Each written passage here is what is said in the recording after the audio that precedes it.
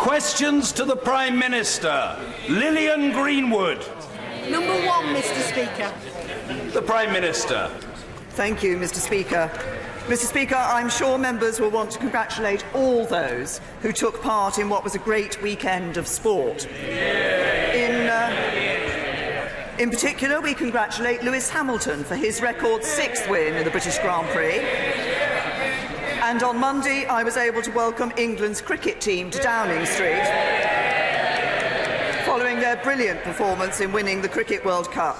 As I said to them, they are a team that reflects the very best of modern Britain and a team that plays like no other in the world. Mr. Speaker, I'm sure that the House will want to join me in wishing all the best to the home nations taking part in the Netball World Cup in Liverpool.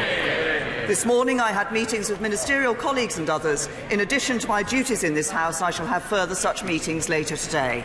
Lillian Greenwood. Thank you, Mr. Speaker. I join the Prime Minister in offering our congratulations, particularly to the England team who won the Cricket World Cup. We were very proud to host some of those games at Trent Bridge in Nottingham, and also our best wishes to the netball team. Notts County, the world's oldest professional football club, is facing the very real threat of extinction. Under Chairman Alan Hardy, the club has reached a financial crisis and could be liquidated before the start of the coming season. Players and staff have not been paid in weeks, and the club is set to make its 4th appearance in the High Court later this month to face a winding-up petition.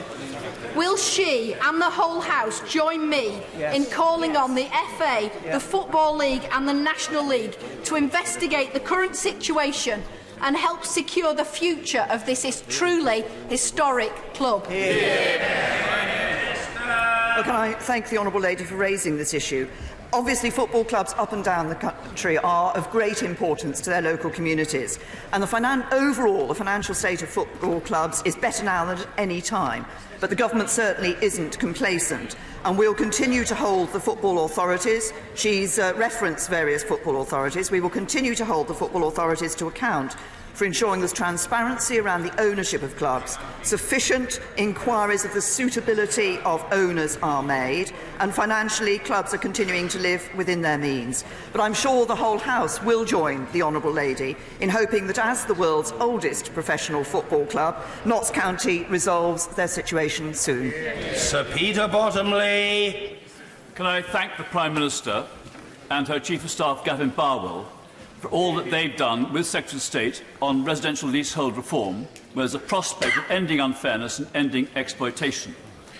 As another legacy, can I refer the Prime Minister to the book by Michael Gillard on the legacy of the Olympics, about Gillard's investigation into the criminals who were there? I'm not suggesting she reads it before next week, but those who do look at it should see how the Department of Professional Standards in the Met overturned the police officer who was investigating the criminals.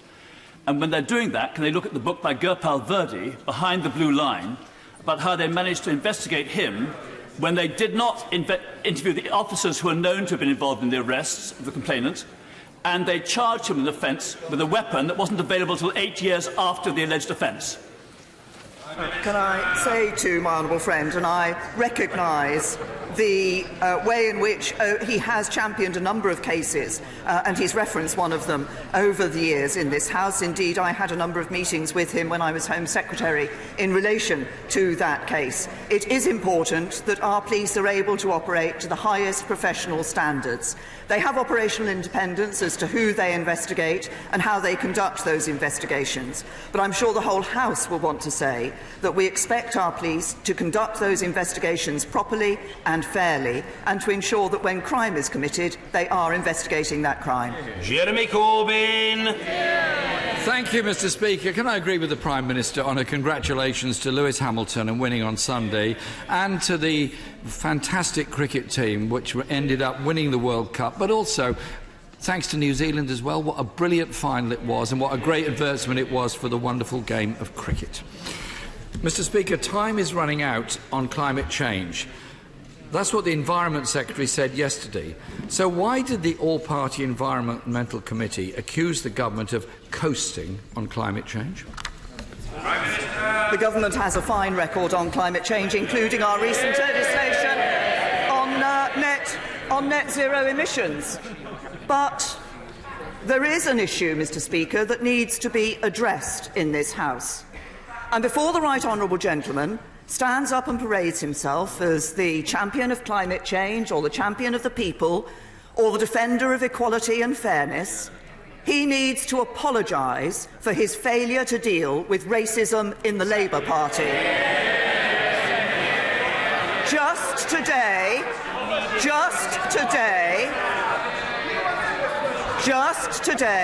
60 distinguished members of the Labour Party have written in the newspapers, "The Labour Party welcomes everyone except, it seems, Jews."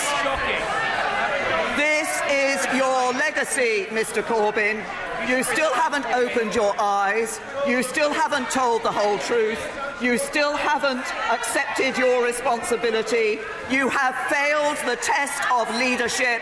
Apologise now. Jeremy Corbyn!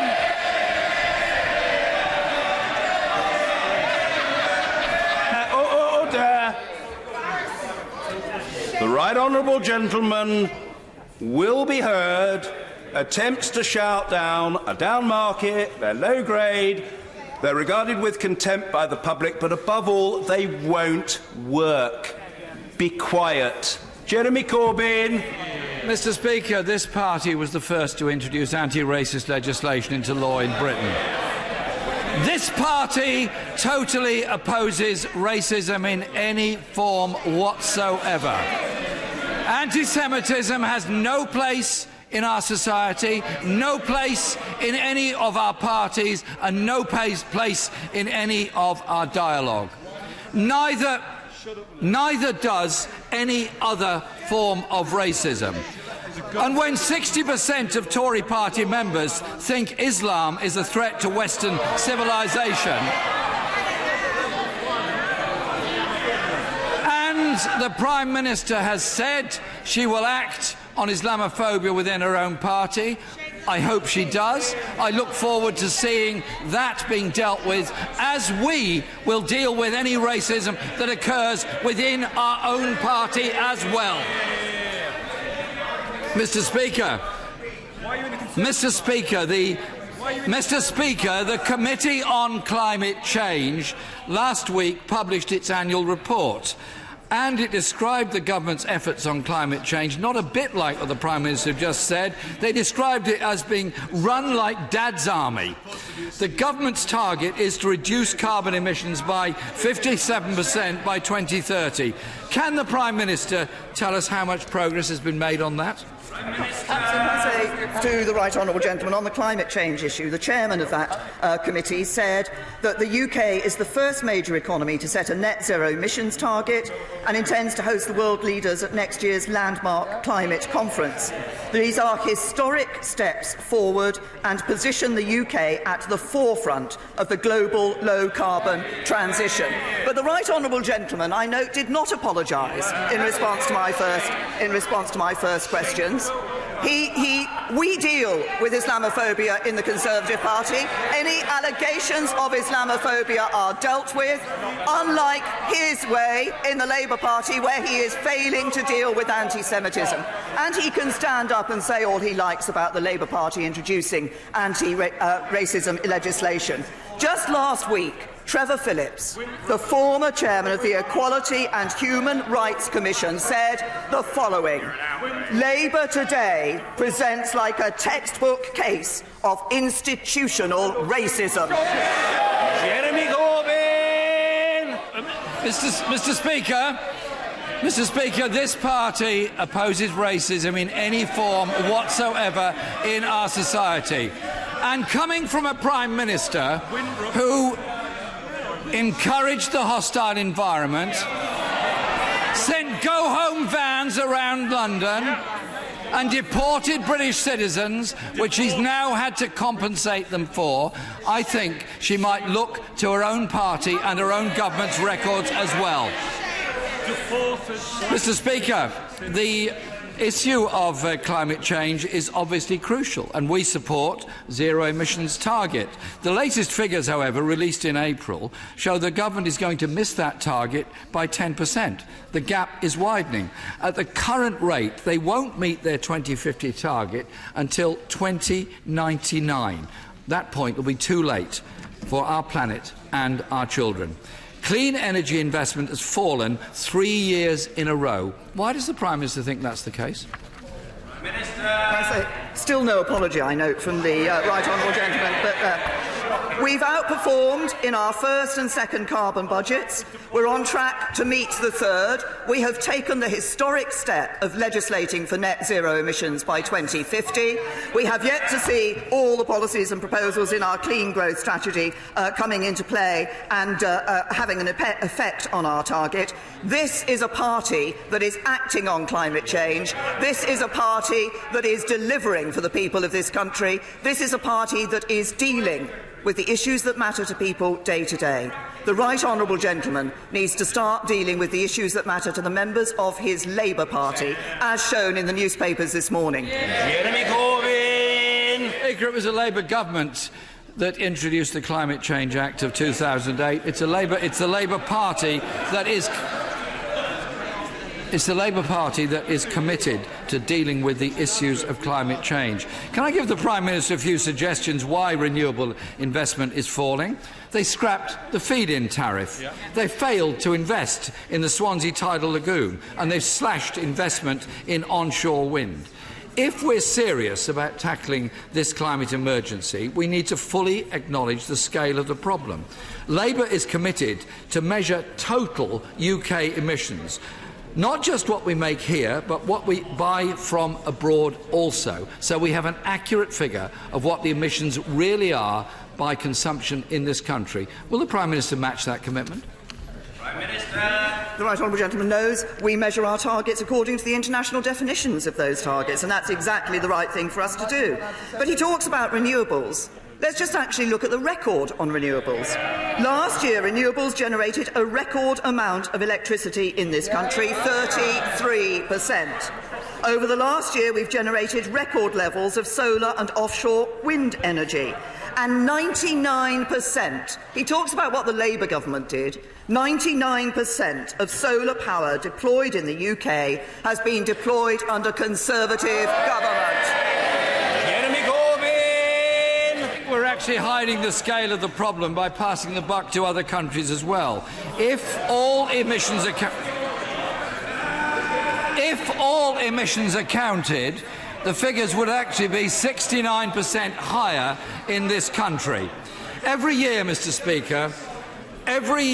Speaker, air pollution kills 40,000 people in this country. In 2017, the Conservative manifesto said it would promise to take action against poor air quality in urban areas. What action has been taken? Can I say, first of all, to the right honourable gentleman, air pollution has reduced significantly since 2010 under the Conservatives in government, and our clean air strategy is the most ambitious air quality strategy in a generation, described by the World Health Organization as an example for the rest of the world to follow. Jeremy Corbyn! Beautiful words, Mr. Speaker, they truly are. The only problem is air pollution levels breach legal limits in 37 of the 43 areas of this country. 2/3 of our children are growing up in an area where pollution breaches legal limits. This crisis is literally suffocating our children and damaging their health. Once again, this government is dodging its responsibility while Labour leads the way. The Mayor of London, for example, is leading the way on better air quality in the capital city. The Tories promised the greenest government ever. They failed on carbon emissions. They failed on air pollution. They failed on solar. The Prime Minister says she wants action but supports fracking and has effectively banned onshore wind. The climate emergency simply cannot be left to the market. All of us need to take responsibility to secure our common future. Labour led the call to declare a climate emergency and has pledged a green industrial revolution with new jobs. When will this Conservative government face up and get a grip on this crisis and deal with it? Can I say to the right honourable gentleman that we have already seen over 400,000 new jobs in the area of renewables and clean growth in this country, and we expect to see up to 2 million more jobs in that area. But I'm not going to take any lectures from the party opposite on this issue. When the last Labour government ignored advice that diesel fumes would damage our environment and incentivised diesel cars through the tax system. He talks about dodging responsibility. The person who's been dodging his responsibility during this PMQs is the right honourable gentleman. The real disgrace is his handling of racism in the Labour Party. Activists protesting, MPs leaving, staff resigning. What would his great heroes of Attlee, Bevan and Ben think? Look what he has done to their party. We will never let him do it to our country.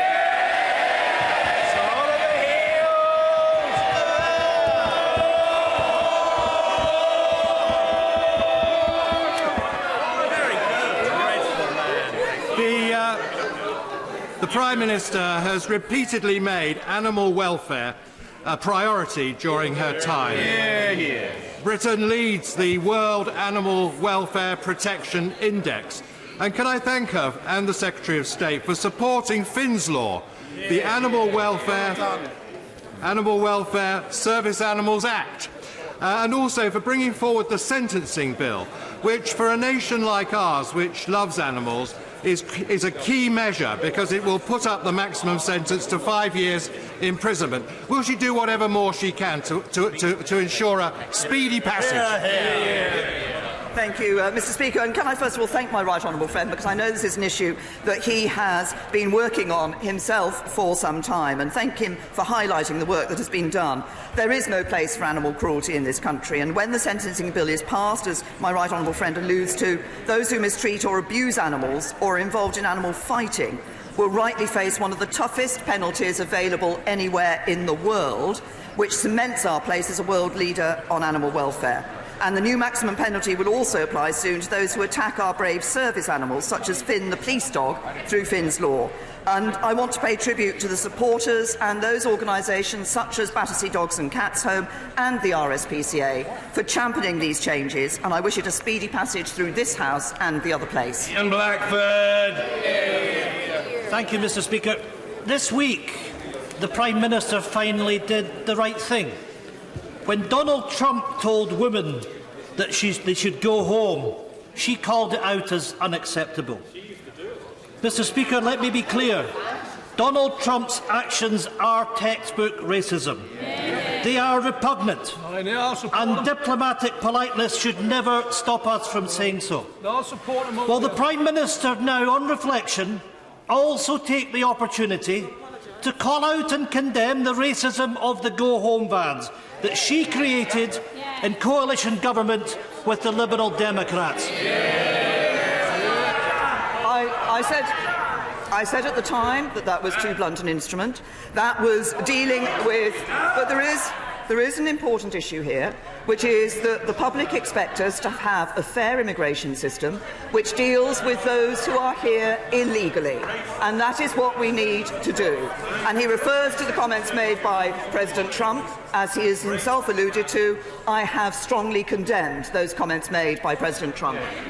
Ian Blackford. Mr. Speaker, when the Prime Minister implemented the hostile environment policy, her party stayed silent. When she delivered the racist go-home vans, the Tories remained silent. When asylum seekers are deported to places where their lives are at risk, the Tories stay silent. And yes, Mr. Speaker, when faced with the racist columns written by the former Foreign Secretary, they stay silent. Isn't the member for Aberconwy correct, Prime Minister, when he warns that the Tories are appealing to the type of nationalism that has seen UKIP grow? While the Tory party shares more with the extremes of Donald Trump and Nigel Farage isn't it any wonder, Mr. Speaker, that Scotland looks on in horror? The Conservative Party is a party for the whole of the United Kingdom, and the only party in this House which is appealing to blatant nationalism is the party that wants to take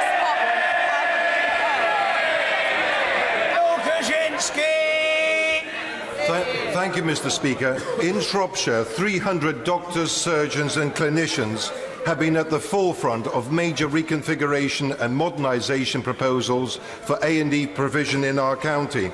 We have secured £320 million for these vital changes, and yet Labour-controlled Telford Council, an organisation bereft of any medical expertise, has repeatedly prevented these vital changes from taking place.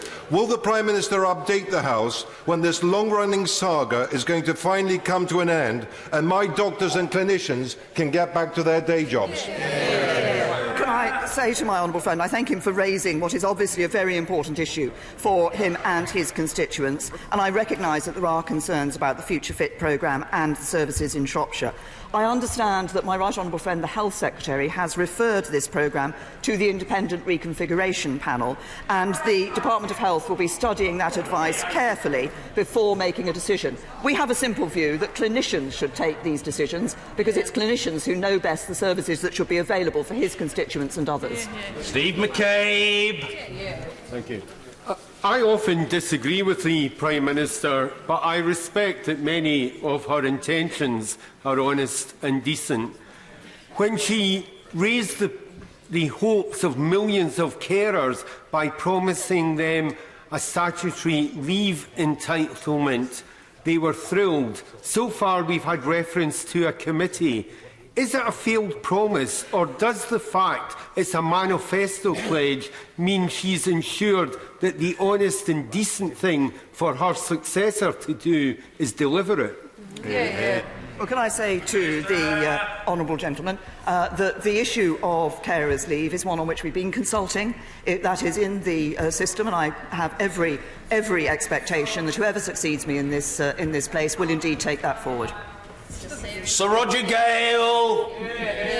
Mr. Speaker, it's been remarked upon that my right honourable friend is one of only 3 Prime Ministers upon whose watch a World Cup has been brought home. She and her husband were fortunate enough to be present to watch that wonderful team effort. In the final week of her premiership, would my right honourable friend allow herself the luxury of considering that history is likely to treat her captaincy rather more kindly than it will treat those who have campaigned against her? Can I thank my honourable friend and thank him? Thank my honourable friend and thank him for the support that he has shown me and the government in the work that we have been putting forward. I was very pleased to be able to be there for the whole of the World Cup final on Sunday. It was nerve-wracking, it was nail-biting, but our team brought it home, and many congratulations once again to them. This is Sharon Hodgson. Thank you, Mr. Speaker. When the Prime Minister made her first speech in Downing Street, she said she would fight against the burning injustices of inequality. 3 years on, Mr. Speaker, nothing has changed. As schools wind down for the summer holidays, many children will be excited for the fun and the joy to come. But thousands of families whose children receive free school meals will be worried about how they're even going to feed their children, let alone take them on holiday. If she wants a meaningful, lasting legacy, will she extend the holiday activity funding to ensure that all children who receive a free school meal during term time are fed in the holidays? Can I say to the honourable lady that we had a successful £2 million programme in the summer of 2018, and this year we are more than quadrupling this funding. Around 50,000 disadvantaged children in 11 local authority areas will be offered free meals and activities over the summer holidays. That is going to be funded by £9 million from the Department for Education. We had a good programme last year. We're expanding that programme this year because we want to help children wherever they are receive the right support in school and out. Ed Vasey. In the week when we celebrate the anniversary of man first walking on the moon, could I draw the Prime Minister's attention to the amazing space cluster that exists in my constituency at Harwell, with amazing companies like Open Cosmos and Oxford Space Systems. In the last week of her premiership, could she perhaps have a conversation with the Nuclear Decommissioning Authority and the Department of Business? If we can accelerate the decommissioning of the land at Harwell, we can really accelerate the success of this cluster. And I will personally invite her back to inaugurate Theresa May Way when this is done. Sure, the Prime Minister is just beyond excited. The Prime Minister. I was going to say, Mr. Speaker, such temptation has been dangled before me, and I thank my honourable friend for it. Can I say to him, first of all, we're very pleased with the cluster that there is in his constituency and the important role that that plays in our economy, in our research, in our science development. The Business Secretary is in the chamber and has heard the point that my honourable friend has made about accelerating this process, and I'm sure that the Business Department will look carefully at his request. Paula Sheriff. Mr. Speaker, passengers across the north of England are wondering which has been delayed the longest, the Northern Powerhouse or the next train. So will she and her legendary Transport Secretary use their last few days in office to justify our endless waits for relic pacer trains, while the Northern Fail franchise rewards incompetent bosses with £2 million pay packets? Or will she finally agree with our plans to renationalise the railways and run them for the public good? Can I say to the honourable lady, she talks about the Northern Powerhouse. The Northern Powerhouse is there. We are operating. We are putting development. We are putting funding into the Northern Powerhouse, including record levels of funding for transport across the north of England. That is the commitment this government has made. We're not just using words. We're actually putting the money in. We're seeing a difference. We're making a difference. Rachel McLean. Thank you, Mr. Speaker. Will the Prime Minister join me in congratulating Ian Dukes and our local community in Redditch for raising nearly £500,000 for the Rory the Robot appeal to fund a prostate surgery robot in Worcestershire? However, despite all the hard work from the Acute Trust, the Specialist Commissioners haven't approved the business case yet. So will she use her legacy in her last week to help us sort this problem out? Well, can I thank my honourable friend? I'm very happy to congratulate Ian Dukes and all those who've been responsible for raising the money for, as I understand it, Rory the Robot. I am sitting 2 steps away from the International Development Secretary, but I gather this is a reference to medical equipment that my honourable friend has made. And obviously we will look carefully at the point she's raised about the business case. Virendra Sharma. Thank you, Mr. Speaker. For the entirety of this Prime Minister's term of office, the UK has held to its 0.7% international aid commitment. Is the Prime Minister proud of this record? And will she use her powers and influence to ensure the next government holds not just to the letter of this commitment, but the spirit too? Thank the honourable gentleman for raising this issue. I am indeed proud of the role that the United Kingdom has played and the development aid that we spend across the world, helping the most vulnerable, helping some of the poorest people around the world, but also dealing with issues as they arise, like the Ebola in the Democratic Republic of Congo.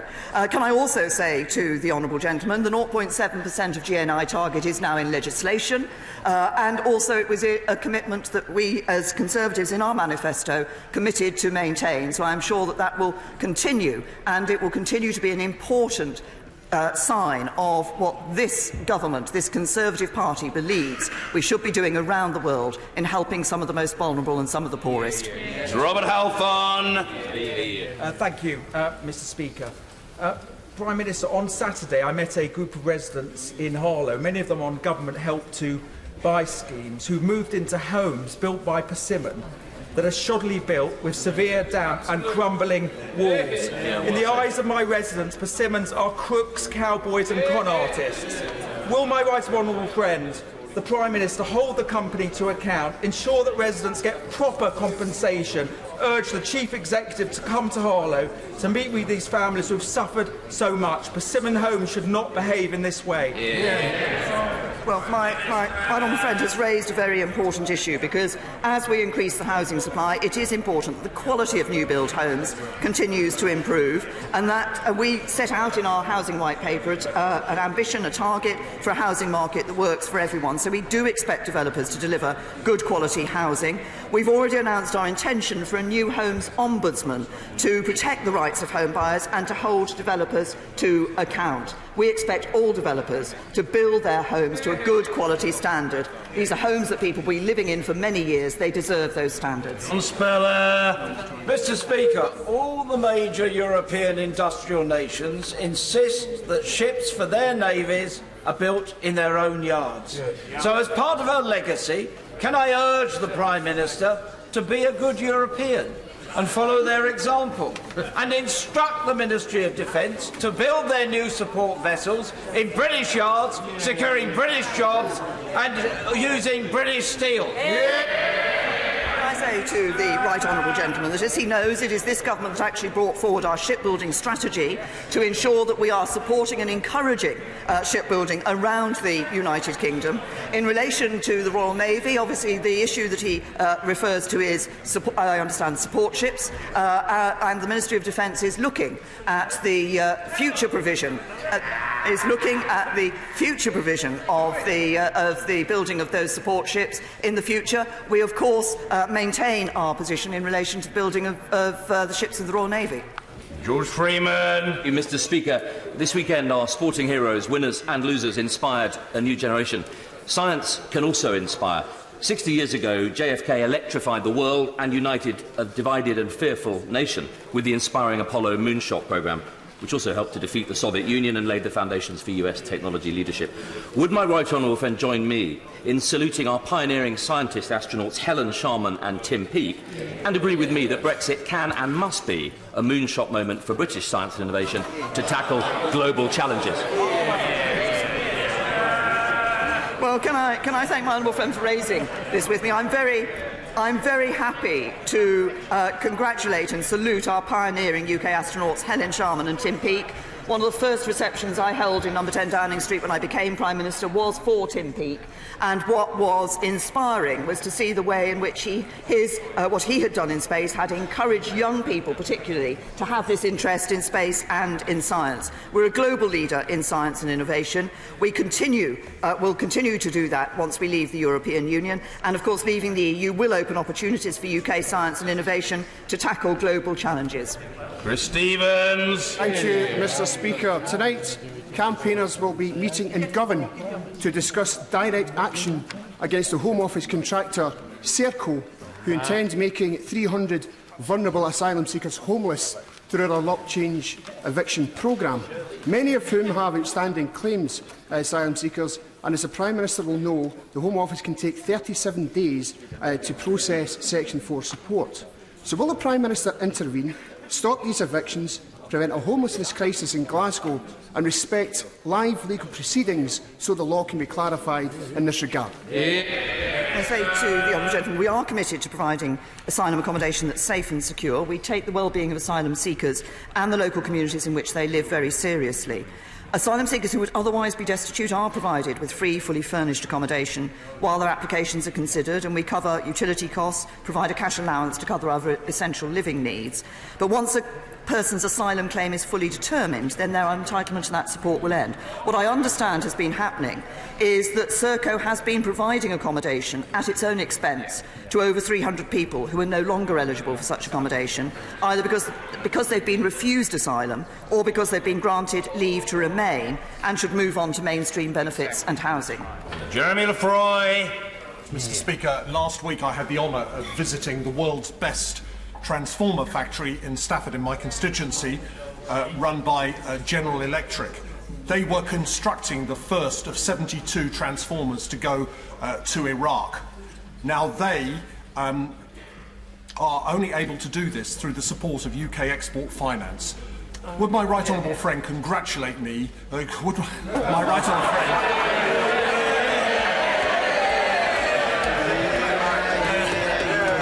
thing my right honourable friend should do is that, but would my right honourable friend congratulate UK export finance on backing British business?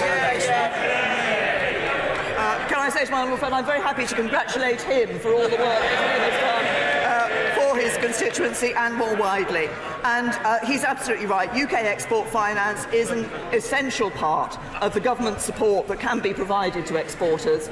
I'm very pleased that the Department for International Trade has changed the rules to enable UK export finance actually to be able to provide support for some smaller exporters, which has encouraged them.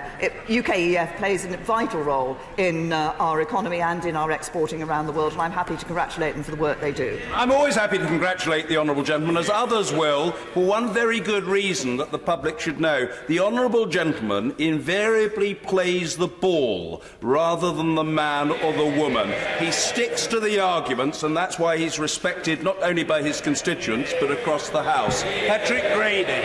Thank you, Mr. Speaker. On the 26th of June, this House agreed an SNP resolution regretting that her legacy will be the hostile environment. And yesterday, the all-party groups on Africa and Malawi published a report showing that structural failures in the visa system is continuing to perpetuate that hostile environment. How can her government spend millions of pounds on a global marketing campaign saying that Britain is great, when for so many academics, artists and traders from Africa, Britain is closed? Can I say to the honourable gentleman that entry clearance officers consider applications for visitor visas with the utmost rigour, because our visas are an important way of securing our border and an effective tool for us in reducing illegal immigration, tackling organised crime and protecting national security.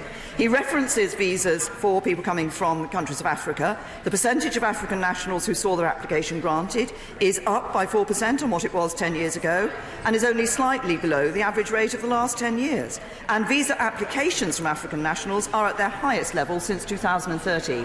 Nigel Evans. Thank you, Mr. Speaker. 3 weeks ago, I was in New York for World Pride, a celebration of equality and love, with 150,000 people marching down Fifth Avenue, cheered on by millions of people. Then we had London Pride, and we'll have lots of other prides in towns and cities throughout the UK and Europe. But it's such a different story in so many other countries, where millions of people live in fear of prosecution and persecution. And Commonwealth countries blame British legacy legislation.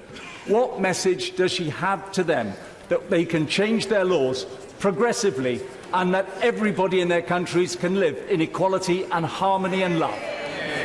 Well, can I say to my right honourable friend, he's absolutely right, and people will have seen a wonderful Pride parade here in London, and I was only sorry I was not able to be present at the Pride reception in number 10 Downing Street. Was pleased to be able to host, that people were hosted in number 10 once again this year. He raises an important issue. It's one that I raised at the Commonwealth Heads of Government meeting last year, where I made it clear to countries in the Commonwealth that we want to see them introducing those progressive laws, introducing those changes in their legislation, and more than that we are willing to help them and provide support to them and show them how the legislation that we have used, so that they can adopt that, so that people can indeed live in true equality. Kirsty Blackman. Mr. Speaker, the Prime Minister claims to care about people whose lives have been destroyed by modern slavery, and she claims her work in this area will be part of her legacy. It is a legacy to be ashamed of, Mr. Speaker, as BuzzFeed News have uncovered Home Office data showing that only 16 of 326 child victims of modern slavery had their discretionary leave visas approved in the 20 months to December 2018.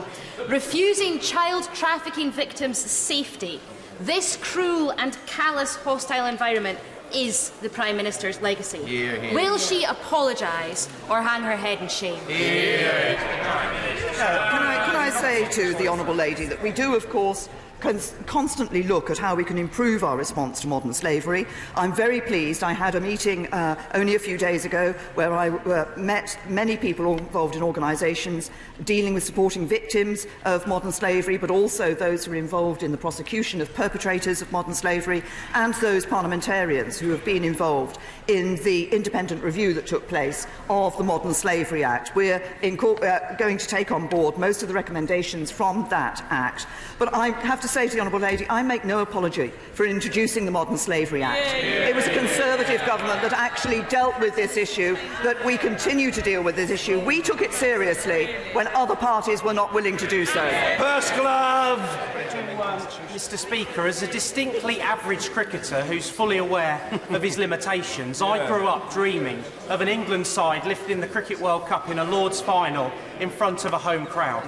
How does she believe we maximise the opportunity of Sunday's incredible success to encourage the next generation to get involved and pick up a bat and ball? Can I say to my honourable friend that, first of all, I think so many people around the country have been engaged and have taken inspiration from the England cricket team's success. But crucially, a very significant number of children have also been introduced to cricket. And I think that the work that takes place for cricket in the streets, for actually introducing children to the basics of cricket. I want to quote a figure which I heard yesterday, but Mr. Speaker, I do so with care, because I think it's something like 1 million children have now been seeing cricket and been introduced to cricket as a result of the World Cup tournament here in the UK. We must build on that for the future. Thank you. Thank you. Neil Gray. Thank you, Mr. Speaker. Yesterday in Parliament, a young man named Adam, who has learning difficulties, spoke at the launch of a report from the Disabilities Benefit Consortium entitled "Has Welfare Become Unfair?" Adam told us about how, as a result of cuts to his benefit support, he has had to choose between paying to travel to his appointments and buying milk. What does the Prime Minister say to Adam, and how does she respond to that report, which says that disability benefits have been cut 4 times faster than others in the 9 years that she has been in government? Well, can I say to the honourable gentleman that obviously the Secretary of State has heard the specific case that he raised, but when we look at the support that we have given to disabled people and people with health conditions, it is actually at a record high. Spending on disability benefits will be higher in every year to 2023 than in 2010. And what we have also done is provided support and continue to provide support for disabled people to get into the workplace. And the number of disabled people in work has increased by almost 950,000 over the last 5 years. Maggie through. Speaker, this year the school sports premium is worth about £500,000 to primary schools across my constituency. It's been a key driver in helping more children establish healthier lifestyles, which they will hopefully continue into childhood. Will my right honourable friend join me in encouraging the next government to look closely at extending this funding beyond 2020 so we can help even more children become healthier for life, and also hopefully inspire some of those young people to become our World Cup winners of the future? Well, can I say to my honourable friend, she's raised an important issue. I think we all recognise the importance of sport in schools, and the Sport Action Plan has an aspiration for every child to get 60 minutes of sport and activity a day, and that's why we did publish a cross-government school sport action plan on Monday. That will be taken forward.